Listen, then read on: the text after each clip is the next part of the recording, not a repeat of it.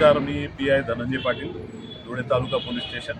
काल धुळे तालुका पोलीस स्टेशनच्या टीमने एक चांगली कामगिरी बजावलेली आहे.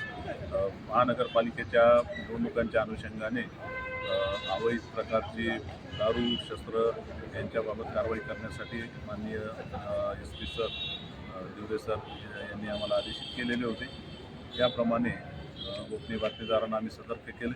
गोपनीय बातमीदारांकडून खात्रीशीर माहिती मिळाली. त्याच्यानंतर पोलीस स्टेशनची एक टीम निवडली आणि सापळा लावला की मुक्ती हातीमध्ये एका ट्रकमध्ये दारू अवैध प्रकारे येणार आहे आणि ती दुसऱ्या वाहनामध्ये ट्रान्सफर होणार आहे. त्याप्रमाणे टीमच्या सदस्यांनी आपले 4 वेगवेगळ्या छोट्या टीम तयार केल्या. एक व्हॉट्सअप ग्रुप स्थापन केला. व्हॉट्सअप ग्रुपद्वारे आपसात कम्युनिकेशन ठेवलं. जवळपास 1 तास सापळा लावून दिलेल्या माहितीप्रमाणे एक ट्रक आला. त्या ट्रकमधून छोट्या गाडीमध्ये माल ट्रान्सफर होत असताना रंगे हात पकडण्यात आलेला आहे.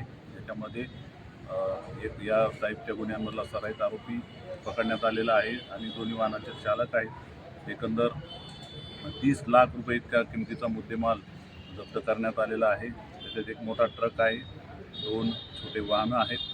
त्याच्यानंतर जवळपास 5 लाख रुपये किमतीची रॉकेट या कंपनीचे देशी दारूचे बॉक्स मिळालेले आहे.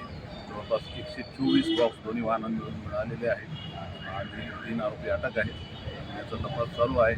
या गुन्ह्यामध्ये आम्हाला धुळे पोलीस अधीक्षक माननीय Shri Shrikant Deore sir, additional SP माननीय श्री अजय देवरे सर, आमचे DPO माननीय श्री संजय बांबळे साहेब आणि तालुका पोलीस स्टेशनचे PSI राठोड आणि DB टीमचे सर्व सदस्य तसेच जनरलचे सर्व अंमलदार यांनी अतिशय चांगली मेहनत घेऊन हा गुन्हा उघड केलेला आहे.